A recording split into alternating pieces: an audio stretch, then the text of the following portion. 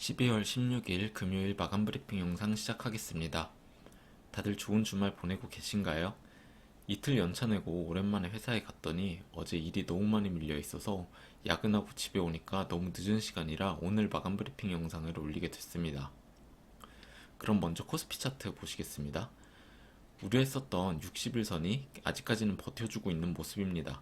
크게 갭락 스타트를 하면서 깨고 내려가나 싶었는데 외인들 매수세를 받으면서 거의 보합 수준까지 끌어올리면서 마감을 했고요. 이때 상승하면서 조금씩 나왔었던 갭들을 다 메우는 모습이 나왔습니다. 아직 이쪽 아래에 갭들이 또 조금씩 남아있기는 한데요. 그래서 또 언젠가 한번 메꾸러 내려갈 수도 있겠고요. 왜 그런지는 저도 잘 모르겠지만 시간이 오래 걸리더라도 꼭 한번 이런 갭들은 메꾸러 내려가는 케이스가 많더라고요. 물론 상승장으로 전환을 했다가 나중에 1, 2년 뒤에 메꾸는 경우도 있고 그렇지만 대부분 언젠가는 메꿔지는 케이스가 많다고 봐서 하락은 또 한번 나올 수도 있다고 생각을 하면서 대응을 해야겠습니다. 이런 식으로 갭락을 크게 했다가 양봉으로 말아올린 경우에 추가적인 양봉을 만들어주면서 단기적인 추가 상승을 만들어내는 케이스도 많다고 봐서 일단 다음 주 월요일에 어떻게 움직이는지 봐야겠습니다. 금투세 관련 이슈도 일단 유예되는 분위기이기 때문에 시장의 호재로 작용할 가능성도 있다고 보고요. 개인적인 의견으로는 금투세는 정말 투자자들에게도 악재지만 정말 합리적이지 못한 제도라고 생각을 합니다. 투자를 해서 이익을 얻은 것에 대해서 세금을 물리는 거는 이해를 하겠지만 손실을 봤는데도 매매를 했다라는 이유만으로 세금을 물리는 건 말도 안 되는 거라고 생각을 하고요. 아마 정치적인 관점에서 이용을 하다가 결국은 제도가 사라지지 않을까 생각을 하고 있습니다. 사실 정말 말도 안 되는 제도라고 생각을 합니다. 말도 안 되지만 만약 이게 통과가 된다면 국내장은 앞으로 큰 상승이 나오기는 힘들 거라고 보고요. 저도 국내 주식보다는 해외 주식으로 비중을 크게 가져갈 듯 합니다. 주봉을 보시면 이번 주에 20선 이탈 마감을 하면서 추가 하락이 나올 수도 있는 그림을 그려놨습니다.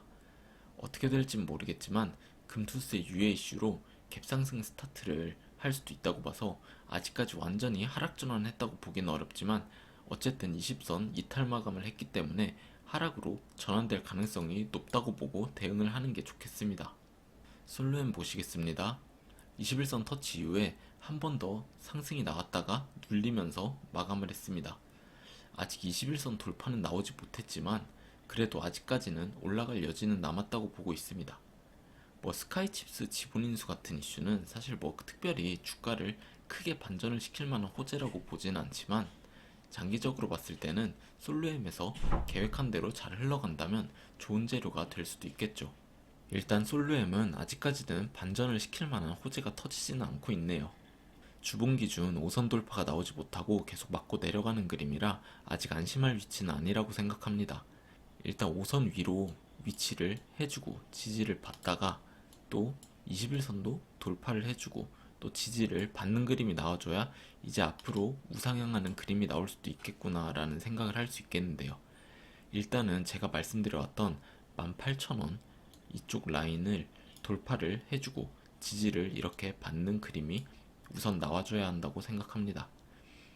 18,000원 라인 터치를 하고 지금 눌린 상태인데 계속해서 터치만 하고 돌파를 못 해주는 그림이라면 지금 거의 본절 수준인데 포지션을 정리를 해야겠습니다. 일단 다음 주 월요일 무빙을 한 번 더 지켜봐야겠습니다. 대한전선 보시겠습니다.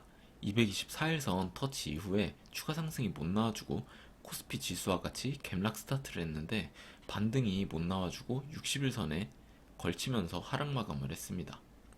5일선 위로 올라와 주나 했는데 결국은 지지받지 못하고 하락 마감을 했네요. 외인들이 매도를 많이 하긴 했지만 그래도 그동안 많은 물량을 가져간 상태이기 때문에 단기적으로는 어떻게 움직일지 모르겠지만 어쨌든 한 번은 상승이 나오면서 매도할 수 있는 자리를 만들 듯 합니다. 다음 주에 60일선을 깨고 내려가지만 않았으면 하네요. 주봉 기준 120선에 걸치면서 마감을 한 상태입니다. 돌파 이후에 첫 터치이기 때문에 한 번은 단기적으로 반등이 나와줄 확률이 높다고 생각을 하고 있고요. 일단은 지켜봐야겠습니다. 장중에 거래량이 크게 터지면서 깨고 내려가는 일만 없었으면 하네요. 그런 상황이 나온다면 손절을 할 생각도 하고 있습니다. 코스닥 차트 보겠습니다. 코스피와 마찬가지로 미국 증시 급락 이후에 크게 개파락 스타트를 했다가 말아 올리면서 마감을 했습니다. 다시 한번 하락 채널 상단 위에 위치는 했지만 계속 말씀을 드려왔듯이 이 정도 상승으로는 돌파라고 보기 힘들고요. 121선까지는 쭉 뻗어주는 상승이 나와줘야 완벽히 돌파가 됐다고 볼 수 있겠습니다.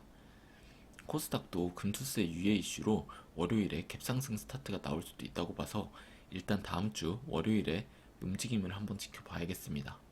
아직까지는 제가 지지를 받아야 한다고 한 710포인트 라인을 계속 지켜주고 있는 모습입니다. 이렇게 계속 자리를 지켜준다면 한 번은 상승이 나와줄 수도 있다고 생각을 하고 있고요. 10선도 돌파를 해주고 224선까지 쭉 상승이 나와주는 모습이 언젠가 나와주기를 바라봅니다. 바이오 플러스 보시겠습니다. 갭락 스타트를 했지만 어쨌든 224일선은 계속해서 지켜주고 있는 모습입니다. 224일선에서 손절 잡고 매수를 들어가 볼만 하지 않나 생각이 계속 들었지만 일단 매수는 하지 않고 있습니다. 지금 이평선들이 한데 다 모여있는 상태라서 이제 조만간 위든 아래든 방향성이 한번 크게 나올 듯한데 개인적으로는 위로 가지 않을까 생각은 하고 있습니다. 사실 아래로 크게 내려갈 이유는 없어 보이긴 해서요. 조금 고평가가 되어 있는 상태긴 하지만 계속해서 큰 성장세를 보여주고 있는 종목이라 그럴 수는 있다고 봅니다. 그래서 만약에 6,800원 라인까지 휩소가 나와준다면 손절할 각오를 하고 매수를 들어가 볼 생각은 하고 있습니다. 주봉으로 봤을 때 그림이 그렇게 좋지가 않죠. 음봉 거래량이 꽤나 많이 터져서 추가 하락이 나올 수도 있는 그림이긴 합니다. 그래서 제가 6,800원 라인 정도에서 손절할 생각하고 들어가 볼까 하고 있고요. 대충 이쪽 60주선 정도가 6,800원대 라인인데 살짝 깨는 무빙이 나올 수도 있다고 보고 있습니다. 일단 음봉 거래량이 꽤 터진 상태이기 때문에 다음 주 초에 어떻게 움직이는지 좀 더 봐야겠네요. 펄어비스 보시겠습니다. 지수가 갭락 스타트를 하면서 같이 갭락 스타트를 크게 했지만 반등이 나오지 못하면서 마감을 했습니다. 다음 주 초에 어떻게 움직이냐에 따라 반등이 나오면서 121선 터치가 나와줄지 아니면 하락 추세로 전환이 될지 결정이 되겠네요.